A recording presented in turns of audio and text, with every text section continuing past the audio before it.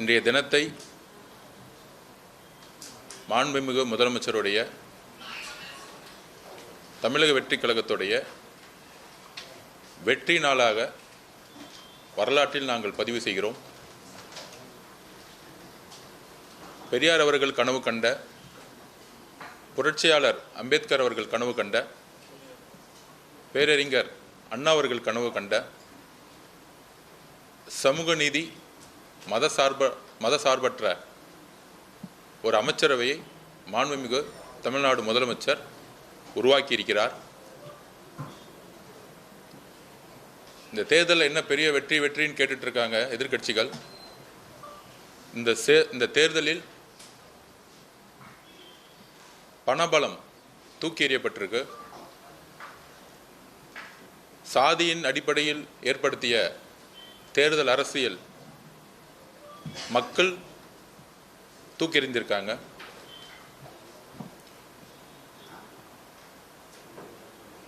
C Joseph Vijay அப்படின்னு சொல்லி மக்களிடம் ஓட்டு கேட்டு மத அரசியலை தூக்கி எறிந்திருக்கார் எங்களுடைய தலைவர். எல்லோருக்குமான ஒரு முதல்வராக எல்லா மதமும், எல்லா சாதிகளும், இளைஞர்களும், பெண்களும் இணைந்து இந்த வெற்றியை உருவாக்கிய பொழுது எங்களுடைய தலைவர் முதல் மாநாட்டில் சொன்ன மாதிரி, அதற்கப்புறம் என்னுடைய தனிப்பட்ட ஒரு முழக்கமாக கூட சொன்னோம். நம்ம ஆட்சியிலும் பங்கு, அதிகாரம் பங்குன்னு. தமிழக வரலாற்றில் இதெல்லாம் சாத்தியமா அப்படின்னு எதிர்க்கட்சிகளும் ஊடகங்களும் ரொம்ப அண்டர்ஸ்டிமேட்டோட எங்கள் தலைவரையும் தமிழக வெற்றி கழகத்தையும் எலெக்ஷனுக்கு முன்னாடி பார்த்தாங்க. தேர்தல் அரசியலில் முதல் மாநாளில் என்ன வாக்குறுதி கொடுத்தாரோ, ஆட்சியிலும் பங்கு, அதிகாரம் பங்கு, எல்லா கட்சிகளுக்கான பிரதிநிதித்துவம், எல்லா சமூகத்துக்கான பிரதிநிதித்துவம், இதுதான் பெரியார் அவர்கள் கனவு கண்டார். அந்த மாதிரி இன்றைக்கு இந்தியாவிலே இல்லாத அமைச்சரவையில் ஒடுக்கப்பட்ட ஏழை மக்கள் யார் யாரெல்லாம் கட்சிக்கு உறுதியாக உழைத்தார்களோ, எந்த விதமான சாதி பின்புலத்தை பார்க்காமல், எந்த விதமான குடும்ப பின்புலத்தை பார்க்காமல் இளைஞர்களுக்கான ஒரு அமைச்சரவையை எங்களுடைய தலைவர் மாண்புமிகு முதலமைச்சர் அவர்கள் தமிழ்நாட்டிலேயே ஒரு பெஸ்ட் எக்ஸாம்பிள், ஒரு மினிஸ்ட்ரியை இந்தியாவே பார்த்து பிரமிக்கக்கூடிய ஒரு அமைச்சரவை உருவாக்கியிருக்கார். அதில் 8 தலித் சகோதரர்கள் முக்கிய துறைகளில் இன்னைக்கு தன்னுடைய பொறுப்பை எல்லாம் எடுத்திருக்காங்க. 108 வின் பண்ணி பெரும்பான்மை பலம் இல்லைன்னா பிரசிடென்ட் ரூல் வந்துடும், கவர்னர் ரூல் வந்துடும் அப்படிங்கின்ற ஒரு ஜனநாயக கடமையின் ஒரு முக்கியமான பங்கெடுப்பாக காங்கிரஸுடைய தலைவர் திரு ராகுல் காந்தி அவர்கள், மாநில தலைவர்கள் ஒருங்கிணைந்து முதல் ஆதரவை கொடுத்து, கம்யூனிஸ்ட் தோழர்கள், மார்க்சிஸ்ட் கம்யூனிஸ்ட் கட்சியுடைய தலைவர் திரு பேபி அவர்கள், இங்கே இருக்கக்கூடிய திரு சண்முகம் அவர்கள், தோழர் வீரபாண்டி அவர்கள், அதுக்கப்புறம் என்னுடைய ஆசான் திரு திருமாவளவன் அண்ணன், ஐஎம்எல் காதர் மொய்தீன் பெரியவர் அவர்கள் ஒரு ஜனநாயக கடமையுடன் அன்கண்டிஷனல் சப்போர்ட், ஆட்சியில் பெரும்பான்மையை உடன் நடத்துறதுக்கு அன்கண்டிஷனல் சப்போர்ட் கொடுத்தாலும் எங்களுடைய தலைவர் மாண்புமிகு முதலமைச்சர் சொன்ன வாக்குறுதியின்படி ஆட்சியிலும் பங்கு, அதிகாரம் பங்கு என்கின்ற உறுதியை அனைத்து தோழமை கட்சிகளுக்கும் தனிப்பட்ட முறையில் அழைப்பு விடுத்தார். அதுக்கப்புறம் என்னுடைய பேட்டியை நான் கொடுத்துருந்தேன், அழைப்பு எடுத்திருந்தேன், பொதுவெளியில் அழைப்பு எடுத்திருந்தோம். அதை ஒவ்வொரு கட்சியினுடைய உயர்மட்ட குழுக்கள் கலந்து ஆலோசித்து காங்கிரஸ் 2 அமைச்சர்களும் சுமார் 59 வருஷம் கழிச்சு காங்கிரஸில் இன்னைக்கு அமைச்சர்கள் உருவாகியிருக்காங்க. அதுக்கப்புறம் விடுதலை சிறுத்தைகள் கட்சி 30 வருஷம் அவருடைய முழக்கம். முதலில் அண்ணன் திருமானன் அவர்கள் ஒரு அதிகாரம் ஒருவர் மட்டும்தான் இருக்கணுமான்னு முதலில் 99 குரல் எழுப்பினார். ஐயா மூப்பனார் அவர்கள் இருக்கும் பொழுது ஆட்சியிலும் பங்கு அதிகாரத்திலும் பங்கு குரல் முதலில் ஒலித்தது அவருடைய குரலில் இருந்து. IUML 1948 உருவாக்கப்பட்ட இயக்கம், 75 வருட பாரம்பரிய இயக்கம். ஆனால் இன்றைய வரையும் முன்பிருந்த அரசுகள் இஸ்லாமிய சகோதரர்களுக்கும் கிறிஸ்தவ சகோதரர்களுக்கும் எந்த விதத்திலையும் அதிகாரத்தை பகிர்ந்து கொடுத்தது கிடையாது. தன்னுடைய கட்சியில் இருப்பவர்களுக்கு பெயரளவிற்கு அதிகாரம் இல்லாத துறைகளை ஒதுக்கி சமூக நீதி இல்லாத ஒரு அரசை உருவாக்கியிருந்தாங்க. ஆனால் இன்றைக்கு உண்மையான சமூக நீதி நாளாக இன்னைக்கு நாங்கள் பார்க்கிறோம். இன்றைக்கு கவர்னர் பதவியேற்ப பிறகு மாண்புமிகு முதலமைச்சர் அவர்கள் அண்ணன் திருமானன் அவர்களையும் காதர் மொய்தீன் பெரியவர் அவர்களை பார்த்து இன்றைக்கு தான் நான் மன நிறைவோடு இருக்கிறேன், இந்த அமைச்சரவை இன்றைக்கு தான் முழுமை பெற்றது அப்படின்னு தன்னுடைய அன்பை பகிரும் பொழுது எல்லோரும் ஒரு உணர்ச்சி பூர்வமான ஒரு நேரமாக காலையில் கவர்னர் ஆஃபீஸில் ஒரு நல்ல தருணமாக இருந்துச்சு. ஸோ இன்றைக்கு பொறுத்த வரைக்கும் எங்களுக்கு உண்மையான பெரியார் கனவு கண்ட, புரட்சியாளர் அம்பேத்கர் கனவு கண்ட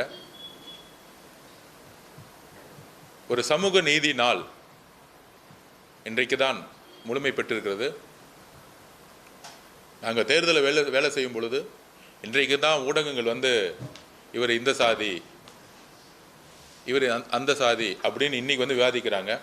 ஆனால் தமிழக வெற்றி கழகத்தை பொறுத்தவரை வேட்பாளர்களை நாம் நியமிக்கும் போதும் சரி, தேர்தல் பிரச்சாரங்களை பார்க்கும்போதும் சரி, ஊடக நண்பர்களுக்கு தெரியும், மக்களுக்கு தெரியும், மக்கள் சாதியின் அடிப்படையில் ஓட்டு போடவில்லை.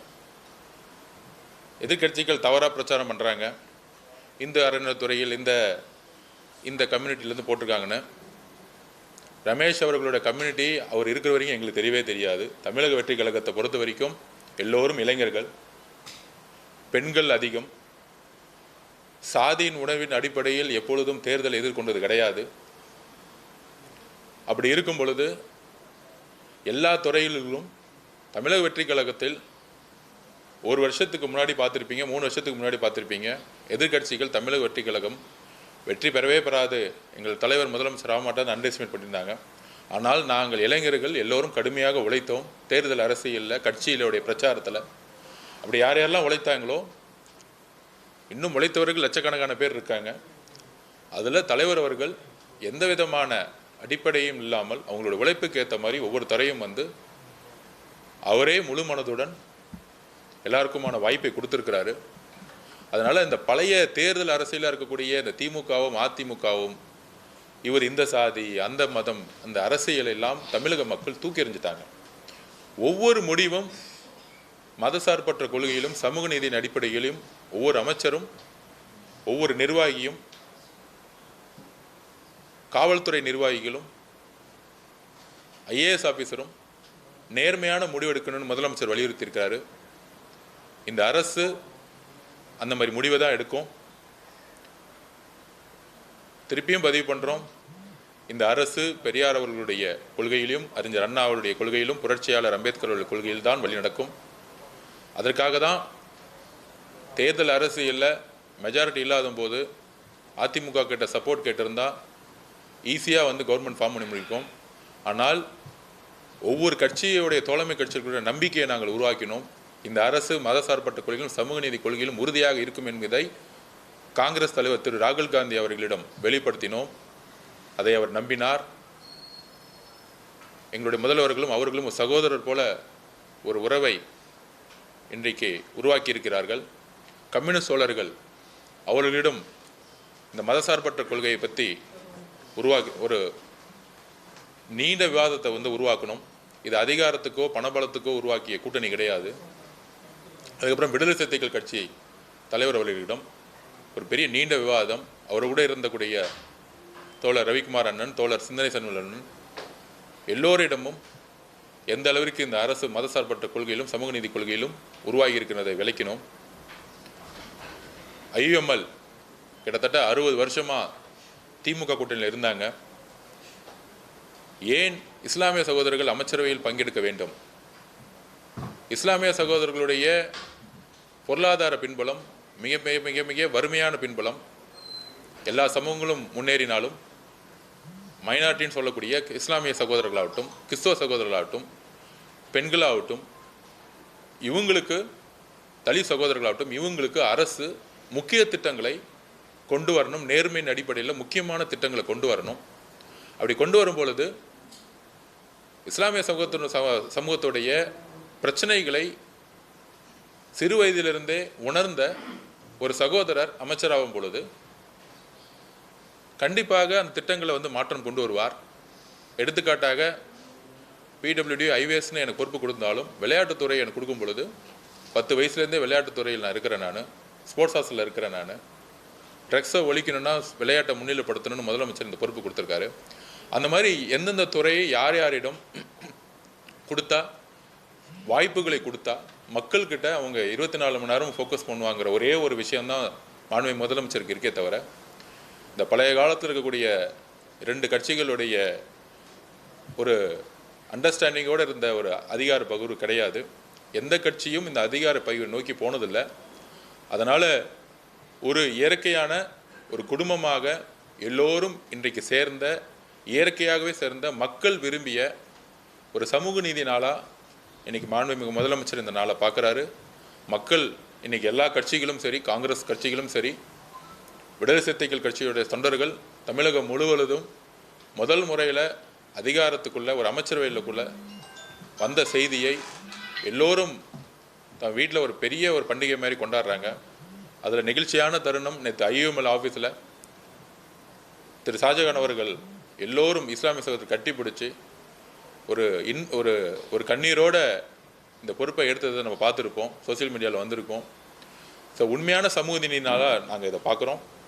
கண்டிப்பாக மாண்புமிகு முதலமைச்சர் அவர்கள் உருவாக்கிய இந்த அமைச்சரவை மக்களுக்கானதாகவும் ஒடுக்கப்பட்ட ஏழை மக்களுக்கான சிறந்த திட்டங்களை கொடுக்குங்கிற நம்பிக்கையை நாங்கள் வெளிப்படுத்துகிறோம். அதில் ஒரு வருத்தத்திற்குரிய பதிவு என்னன்னா, திமுக தலைமையில் 21 கூட்டணி கட்சிகள் தேர்தலை எதிர்கொண்டாங்க. பொதுவாக தேர்தல் முடிஞ்ச உடனே கூட்டணிங்கிறது அந்தந்த தலைமையும் அந்தந்த கட்சியும் முடிவு செய்யக்கூடிய இடத்துல அவங்களுக்கான ஜனநாயக கடமை இருக்குது. எந்த கட்சியும் திமுகவுக்கு அடிமை சாசனத்தை எழுதிய கட்சி கிடையாது.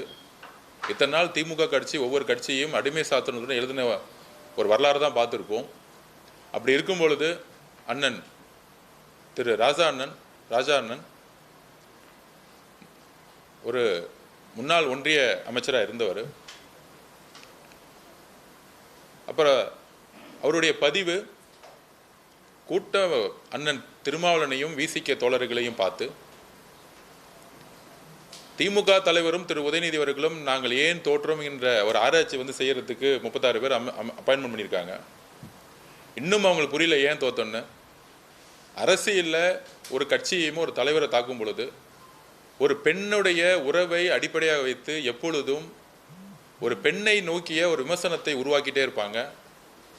அப்படி திரு ராஜா அண்ணன் அவர்கள்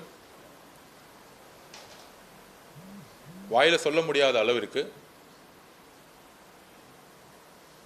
தலித் சகோதரர்கள் மட்டுமல்ல, ஒட்டுமொத்த தமிழ்நாட்டு மக்களும் மதிக்கக்கூடிய கொள்கை தலைவராக இருக்கக்கூடிய அண்ணன் திருமாவளவன் அவர்களை பார்த்து ஒரு பதிவை பதிவு பண்ணார். அந்த வார்த்தையை நான் சொல்கிறதுக்கு தயக்கமாக இருக்குது. அந்த வார்த்தைகளை விசிக தொண்டர்கள் மீதும் அண்ணன் திருமாவளவன் மீதும் பதிவு செய்ய வேண்டிய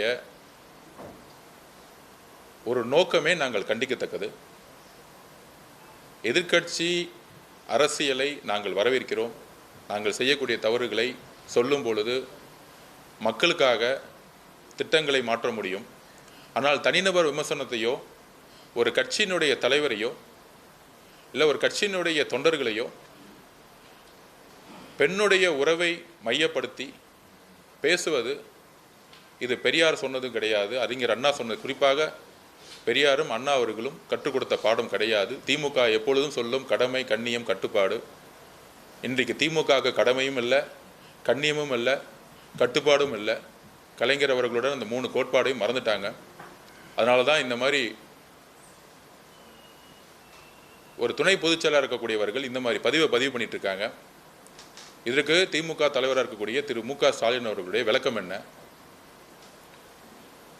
ஒரு கூட்டணியில் இருக்கும் பொழுது நட்புங்கிறது கூட்டணி இது முறிவல்ல. இன்னைக்கு தமிழக மக்களுடைய பீப்புள் மேண்டேட், அதை ஜனநாயக சக்திகள் அதை நிறைவேற்றியிருக்காங்க.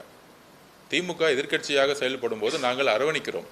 தமிழ்நாட்டில் முதல் முறையாக எங்களுடைய முதலமைச்சர் வெற்றி பெற்றவுடன் எதிரி அரசியல் செய்யாமல் திமுக தலைவர் அவர்களுடைய வீட்டிற்கே சென்று மரியாதை நிமித்தமாக சந்தித்தார். இந்த ஜனநாயக பண்பு தமிழக வெற்றி கழகத்திற்கும் புதிதாக தோன்றிய எங்களுக்கும் இருக்கிறது. ஆனால் 75 வருஷ கட்சின்னு சொல்லக்கூடிய திமுகவுக்கு அந்த ஜனநாயக பண்பு இல்லை. திரு அண்ணன் ராஜா அவர்களுடைய அந்த ட்வீட்டை நாங்கள் கண்டிக்கிறோம். அதற்கு பயங்கரமான மன்னிப்பை தமிழக மக்கள் மீதும் விசிகே தலைவர் அண்ணன் திருமாவளவன் மீதும் அவர்கிட்ட மன்னிப்பு கேட்கணுங்கிறது எங்களுடைய கோரிக்கை. மேடம் கனிமொழி மேடம் எப்பொழுதுமே குரல் கொடுப்பாங்க. ஆனால் திமுகவில் தன்னுடைய சக தோழராகக்கூடிய துணை பொதுச்செயலாளர்கள் பெண்ணையினுடைய உறவை வைத்து பேசக்கூடிய அந்த வார்த்தைகளுக்கு கண்டனம் தெரிவிக்கணும்னு நாங்கள் கேட்டுக்கிறோம். இந்த மாதிரி சொற்களை சோசியல் மீடியாலையும் ஒரு பெண்ணை நோக்கிய விமர்சனம் வரும் பொழுது கண்டிப்பாக காவல்துறையை கம்ப்ளைண்ட் பண்ணும்பொழுது நடவடிக்கை எடுக்கணும்னு நாங்கள் சொல்லியிருக்கிறோம். ஏனால் இந்த அரசை உருவாக்கியது பெண்கள். எந்த பெண்கள் மீதும் சோசியல் மீடியாலேயோ இல்லை அரசியல் ரீதியானையோ ஒரு தாக்குதல் ஏற்பட்டால் கடுமையாக சட்டம் ஒழுங்கை நிலைநாட்ட பெண்களுடைய பாதுகாப்பையும் மாண்பையும் உறுதி செய்ய நாங்கள் காவல்துறையை நாங்கள் கேட்டுக்கொண்டிருக்கிறோம். அதுக்கப்புறம் திமுக தலைவர் கனிமொழி மேடம் நேற்று ஒரு ட்வீட் பண்ணியிருந்தாங்க. நாங்கள் அவர்கள் மீது எப்பயுமே மரியாதை வச்சுருக்கோம். தமிழ் தாய் வாழ்த்தை பற்றி சொல்லியிருந்தாங்க. இதை நாங்கள் ஆல்ரெடி இதை பற்றி விளக்கம் கொடுத்துருந்தோம். திமுக தலைவராக இருக்கக்கூடிய இன்றைய திரு மு.க. ஸ்டாலின் அவர்கள் முன்னாள் முதலமைச்சர், அவர் பதவியில் இருக்கும் பொழுதே இதே கவர்னர் லேட்டஸ்ட்டாக ஹோம் செக்யூரிட்டி டிபார்ட்மெண்ட்லேருந்து ஒரு சுற்றறிக்கை வந்திருக்கு. இது லேட்டஸ்ட்டாக வந்தது. அந்த சுற்றறிக்கையில் இந்தியா முழுவதும் வந்தே மாதத்தை முதல்ல பாட சொல்லியிருக்காங்க. கவர்னர்கிட்ட அந்த சுற்றறிக்கை வந்திருக்கு. நம்மளுடைய நிலைப்பாடு இது வரைக்கும் அரசு நிகழ்ச்சிகள் எதுவும் இது வரைக்கும் நம்ம தொடங்கலை. எல்லா துறை சார்ந்த செயலாளர்கள் அப்பாயின்மெண்ட் பண்ணிகிட்ருக்கோம். இப்போ முதல் நிலவு பதவியேற்பு விழா முதல் நாளே மாண்புமிகு முதலமைச்சர் ஒரு 5 நிமிடம் இதை பற்றி பேசினார் கவர்னர்கிட்ட. எங்களுடைய கட்சி பேரே தமிழக வெற்றி கழகம், தமிழுக்கு தான் எப்பொழுதும் முன்னுரிமை. அதனால் தமிழ் தாய் வாழ்த்தை முதல்ல நீங்கள் பாடணும்னு சொன்னார். அதுக்கப்புறம் தனிப்பட்ட முறையில் நானும் கவர்னரை பார்த்தேன். ஆனால் அவர் சொன்னது ஹோம் செக்ரட்டரியில் என்ன சர்க்குலர் வந்திருக்கோ அதை தான் நாங்கள் ஒபே பண்ண முடியும்னு அவர் சொன்னார். பதவி விழா முடிந்தது. 2வது அரசு நிகழ்ச்சியும் பதவி விழா தான், 3வது அரசு நிகழ்ச்சியும் பதவி விழா தான். இதற்கு முன்பே திரு மு.க. ஸ்டாலின் அவர்கள், திமுக தலைவர் மு.க. ஸ்டாலின் அவர்கள் முன்னாள் முதலமைச்சராக இருக்கும்போது பொறுப்பில் இருக்கும் பொழுது சென்னை உயர்நீதிமன்றத்தில் பதவியேற்கும் பொழுது, நீதிபதி பதவியேற்கும் பொழுது இதே நடைமுறையை கவர்னர் கடைபிடித்தார். அப்பொழுது மு.க. ஸ்டாலின் அவர்கள் பதிவு போட்டிருந்தார், தமிழ் தாய் வாழ்த்து முக்கியங்கிறது அந்த நிலைப்பாடு தான் சொல்லியிருந்தாங்க. தமிழக வெற்றி கழகத்தை பொறுத்தவரை மாநில சுயாட்சி கொள்கையில் நாங்கள் உறுதியாக இருக்கிறோம். பேரறிஞர் அண்ணா என்ன கூறினாரோ, தமிழ் தாய் வாழ்த்து பாடாமல் இருப்பது மாநில சுயாட்சிக்கு எதிராக எழுப்பிய குரல் என்கிறதை நாங்கள் பதிவு செய்கிறோம். கண்டிப்பாக சட்ட வல்லுநர்களுடன் நாங்கள் அதை பற்றி டிஸ்கஷன் நடந்துகிட்டு இருக்கு. இந்த சுற்றறிக்கைக்கு எதிராக கோர்ட்டுக்கு போக முடியுமா அப்படிங்கிற ஒரு விஷயத்தை நாங்கள் டிஸ்கஷன் பண்ணிகிட்ருக்கோம். கவர்னரிடம் நாங்கள் 2-3 தாட்டி பேசி பார்த்தோம். அவரை பொறுத்தவரையும் ராஜ்பவனில் கவர்னருடைய தலைமையில் நடக்கக்கூடிய நிகழ்ச்சிகள் எல்லாத்துலேயும் ஹோம் மினிஸ்டருடைய சர்க்குலர் தான் நான் ஃபாலோ பண்ணுவேங்கிறது அவர் நிலைப்பாடு எடுத்துட்டாரு. தமிழக அரசினுடைய நிகழ்ச்சிகள் மாண்புமிகு முதலமைச்சர் தலைமை தாங்கிக் கொண்ட எல்லா நிகழ்ச்சிகளையும் தமிழ் தாய் வாழ்த்து தான் முதலில் இடம்பெறும். அதில் நாங்கள் உறுதியாக இருக்கிறோம். மாநில சுயாட்சி கொள்கையில் நாங்கள் உறுதியாக இருக்கிறோம். இருமொழி கொள்கையில் நாங்கள் உறுதியாக இருக்கிறோம். கல்வித்துறையில் எந்த அழுத்தங்கள் வந்தாலும் மாநில சுயாட்சி கொள்கையை விட்டுக் கொடுக்காமல் உறுதியாக இருக்கிறோம். மதசார்பற்ற கொள்கையில் நாங்கள் உறுதியாக இருக்கிறோம்.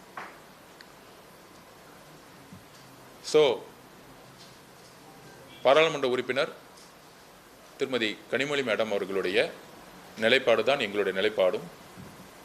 எந்த காலத்திலையும் எப்பொழுதும் நாங்கள் தமிழையும் தமிழ் தாய் வாழ்த்தையும் எந்த காலத்திலும் நாங்கள் விட்டுக் கொடுக்க மாட்டோம். அது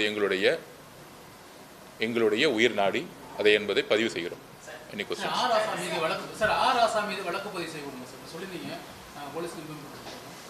யாரையும் பழிவாங்கக்கூடிய நோக்கம் எங்களுக்கு இல்லை. நான் அண்ணன் திருமாவளவன் அவர்கள் 40 வருஷத்துக்கு மேலே என் மீது எவ்வளவோ விமர்சனம் வந்தால் கூட அண்ணன் மீது நான் எப்பொழுதும் உரிமையில் பேசியது கிடையாது. அரசியலில் என்கிட்ட போய் பதிவு பண்ணுற பொறுமையாருன்னு சொல்லியிருக்கிறாரு. அரசியலில் வேறுபாடுகள் வரலாம், ஆனால் தனிப்பட்ட தாக்குதல் இருக்கக்கூடாதுன்னு நாங்கள் நினைக்கிறோம். அதில் சொன்ன வார்த்தைகள் ரொம்ப ரொம்ப பர்சனலாக அவரையும் காயப்படுத்தியிருக்கு, விசிக்க தோழர்களையும் காயப்படுத்தியிருக்கு. அண்ணன் திருமாவளவன் அவர்கள் பதவிக்கோ பணத்திற்கோ ஆசைப்படுவோர் கிடையாது. அது ஒரு 40 வருஷ வாழ்க்கையிலேருந்து எல்லாருக்கும் தெரியும். பதவிகள் தேடி வரும் பொழுது இன்றைக்கு கூட அவர் நினச்சிருந்தா இன்றைக்கி அமைச்சரவையில் பதவி எடுத்துருக்கலாம், ஒரு பை எலெக்ஷன் நின்று இருக்கலாம். ஆனால் என்கிட்ட பதிவு பண்ணணுன்னா 30 வருஷம் திரு வன்னியரசு என் கூட இருந்திருக்காரு. நான் எம்எல்ஏ எலெக்ஷனில் நான் நிற்கலை. அப்படி நிற்காத பொழுது இன்னொருத்தருடைய வாய்ப்பை நான் எடுத்துக்கிட்ட மாதிரி ஆகிடும். அதனால் அவர் தான் எம்எல்ஏவாக 2 பேர் தான் இருக்காங்க. அதில் சீனியாரிட்டி படி அவர் தான் அமைச்சராகணும்னு திரு வன்னியரசு அவர்களை அமைச்சராக்கியது அண்ணன் திருமாவளவன் அவர்கள். இன்றைக்கு ஒட்டுமொத்த அவருடைய முடிவு ஒட்டுமொத்த கட்சியும் அவருடைய அர்ப்பணிப்பையும் தியாகத்தையும் நினச்சி பெருமைப்படுது. அதனால் தனிப்பட்ட காயப்படுத்தக்கூடிய வார்த்தைகளை திமுகவும் திமுக ஐடிவிங்கும் தவிர்க்கணும்னு நாங்கள் நினைக்கிறோம். மக்கள் சார்ந்த பிரச்சனைகள் இப்போ நம்ம கடந்த 3 நாட்களில் பார்க்குறோம். பல்வேறு கொலைகள் நடந்துகிட்டு, ஜாதி ரீதியான படுகொலைகள் தொடர்ந்து இருக்கு. சென்னை மட்டும் இல்லாமல் பல்வேறு நகரங்களில் இரவு முழுவதும் மின்சாரங்கள் போராட்டங்கள் நடக்குது. மக்கள் சார்ந்த பிரச்சனைகள் அரசியல் கவனம் செலுத்துது. அதாவது எத்தனை நாள் ஆகுன்னு உங்களுக்கே தெரியும். துறை சார்ந்த ஒவ்வொரு ஐஏஎஸ் ஆஃபீஸர்ஸோடைய அப்பாயின்மெண்ட்ஸ் முதலமைச்சர் ஃபோக்கஸ் பண்ணிகிட்ருக்காரு. உங்களுக்கு தெரியும், காலையில் 9:30 மணிக்கே அவர் வந்துடுறாரு. ஒவ்வொரு டிபார்ட்மெண்ட்டோட ரிவ்யூங் மீட்டிங்ஸ் போயிட்டுருக்கு. 50 வருஷ பணிகளை நம்ம எதை முதல்ல சரி செய்யப்பட முடியும்னா, நான் ஊடகங்கள் முன்பு பதிவு செய்கிறேன். முன்னாடி சிஎம் டேயில் நீங்கள் வீடு கட்டணுன்னா ஸ்கொயர் ஃபீட்டுக்கு 40 ரூபா 50 ரூபா கலெக்ஷன் பண்ணிட்டு இருந்தாங்க. இதை ஒழிச்சிருக்கோம். நீங்கள் போய் எங்கே வேணால் கேட்டு பாருங்கள். அப்படி ஒரு குரூப்பே கிடையாது. Party fund, MLA fund, minister fund, இல்லை சிஎம் ஃபேமிலி ஃபண்டு, இதை இந்த ஒரு வாரத்தில் ஒழிச்சிருக்கோம். இது எவ்வளோ பெரிய செய்தி தமிழக மக்களுக்கு.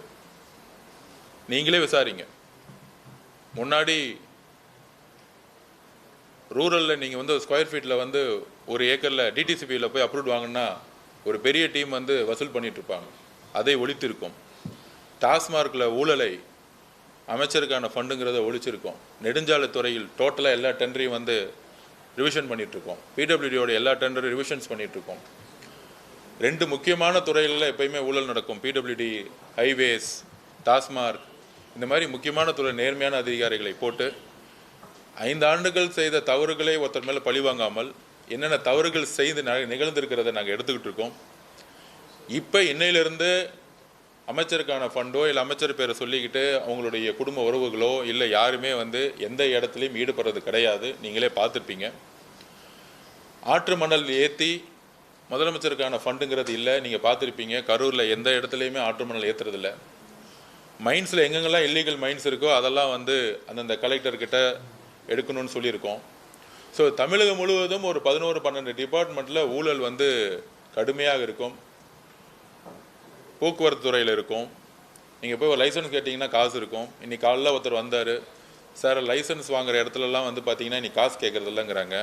ஏன்னா அமைச்சருக்கு ஒரு ஃபண்டு போகும்போது அதிகாரிகள் கேட்பாங்க.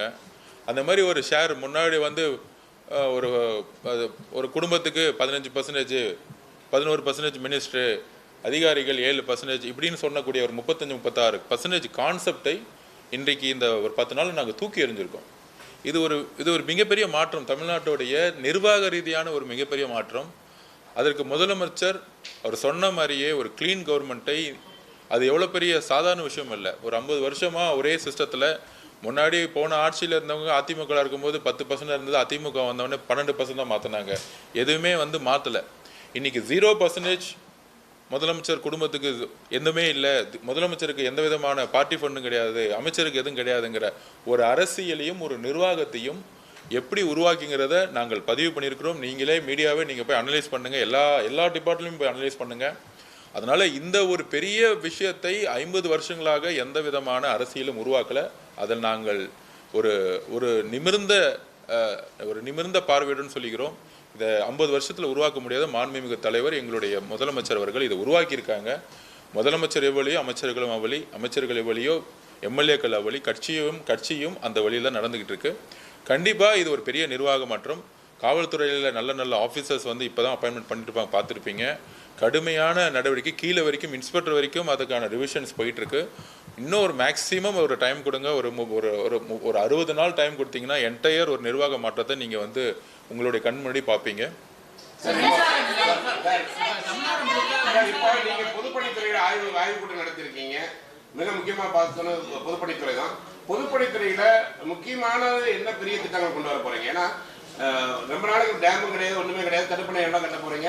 அதே மாதிரி இந்த மராமத்து பணி எடுக்கும்போது எல்லாம் அந்த குளங்கள் கொட்டைகள் தூர்வாடுறது பொதுப்பணித்துறை பண்ணதா? ஏன்னா அதுதான் பிரச்சனையே ஸ்டார்ட் ஆச்சு. இப்போ வந்து நீங்க ஆய்வு கூட்டம் நடத்தி முடிச்சிருக்கீங்க. நீங்க உங்க துறையில என்ன மாற்றத்தை கொண்டு வர போறீங்க?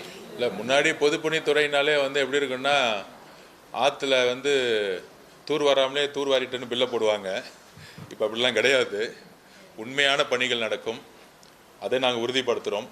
இந்த போலியாக பில்லு போடுறது, கான்ட்ராக்டர்ஸ் வந்து போலியாக உருவாக்குறது, பினாமி பேரில் வந்து கம்பெனிஸை உருவாக்குறது, இது எல்லாத்தையும் ரிவிஷன் வந்து லாஸ்ட் 1 வீக் பண்ணிகிட்ருக்கோம். தமிழ்நாட்டிலேருந்து எல்லாரையும் வந்து கூப்பிட்டு அதுக்கான முதல் கட்ட பணிகளை சொல்லியிருக்கோம். எல்லா டெண்டரையும் நாங்கள் நிப்பாட்டியிருக்கோம்.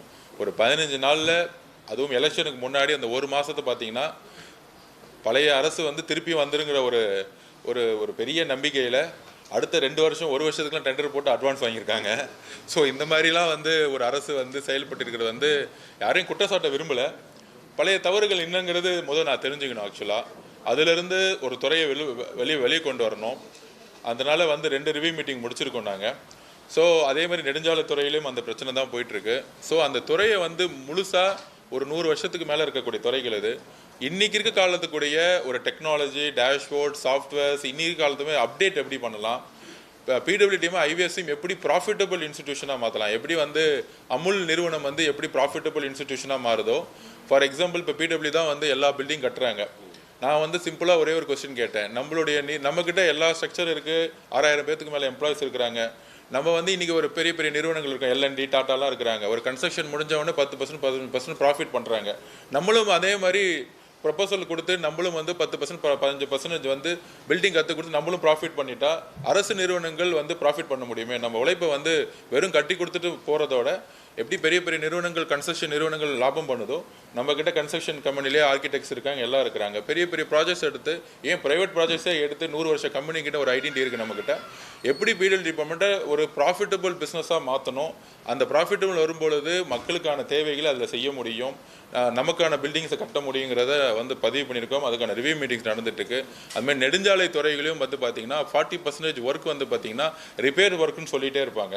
அந்த ரிப்பேர் ஒர்க்கில் தான் வந்து எப்போயுமே வந்து நிறைய ஊழல் நடந்துட்டு இருக்கு. ஆக்சுவலாக ரிப்பேரே பண்ணாமல் பேட்ச், அதாவது அவங்க சொல்கிற டெக்னிக்கல் வேர்டுன்னா பேட்ச் ஒர்க்னு சொல்லுவாங்க. பேட்ச் ஒர்க்னு சொல்லிட்டு வேறு பக்கம் பேட்ச் ஒர்க் நடந்திருக்கு ஆக்சுவலாக. ஸோ இந்த மாதிரி இந்த ஒர்க்ஸ் எல்லாம், இந்த மாதிரி வேர்ட்ஸ் எல்லாம் நம்ம ரிமூவ் பண்ணி உண்மையாலே நிறைய இடத்துல இன்னும் குக்கிராமங்களையும் மலைகளிலும் இன்னும் வந்து ரோடு வசதி கிடையாது. நிறைய வில்லேஜில் மெயின் ரோட்லேருந்து ஸ்டேட் ஹைவேஸ்லேருந்து ஊர்களுக்கு வந்து பார்த்தீங்கன்னா இன்னும் மண் ரோட்டில் இருக்குது. மழை பெய்யும் போது ஒரு ஒரு ஒரு சின்ன ஒரு ஆட்டோ கூட போக முடியாது இருக்குது.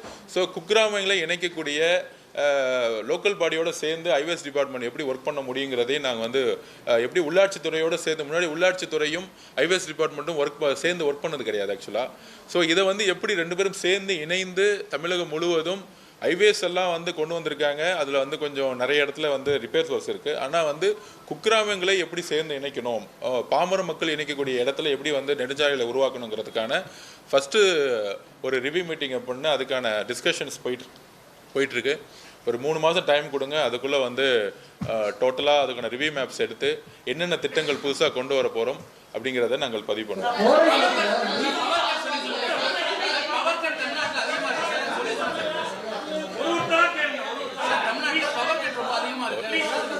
ஒரு நிமிஷம் அந்தந்த துறை சார்ந்த அமைச்சர்கள் வந்து இன்ட்ரி கொடுப்பாங்க. நான் வந்து ஒரே ஒரு நிமிஷம் அந்தந்த துறை சார்ந்த அமைச்சர்கள் கொடுப்பாங்க. மித்த டிபார்ட்மெண்ட்டை பற்றி பேசுகிறதுக்கு அது வந்து என்ன சொல்கிறது, அது வந்து ஒரு மரபு கிடையாது. கண்டிப்பாக திரு நிர்மல் அவர்கள் அமைச்சர்கள் பேசும்போது சொல்லியிருக்காரு, லட்சக்கணக்கான கோடி ரூபாய் இந்த இடத்துல வந்து கடனை வந்து ஃபேஸ் பண்ணியிருக்கோம். அது இல்லாமல் ஊழல்கள் நிறைந்ததாக நிலக்கரியில் நிறைய ஊழல் நடந்திருக்குன்னு சொல்லியிருக்காங்க. அதை ரிவ்யூ பண்ணிட்டு இருக்காரு. அவர் கடுமையாக கிட்டத்தட்ட 18 மணி நேரத்துக்கு மேலே மாண்புமிகு முதலமைச்சரோட தலைமையில் திரு நிர்மல் அவர்கள் வேலை செஞ்சுட்டு இருப்பாரு. கண்டிப்பாக மின்சாரத்துறையாரும் இந்த துறையை வந்து அட்ரஸ் பண்ணுவாங்க.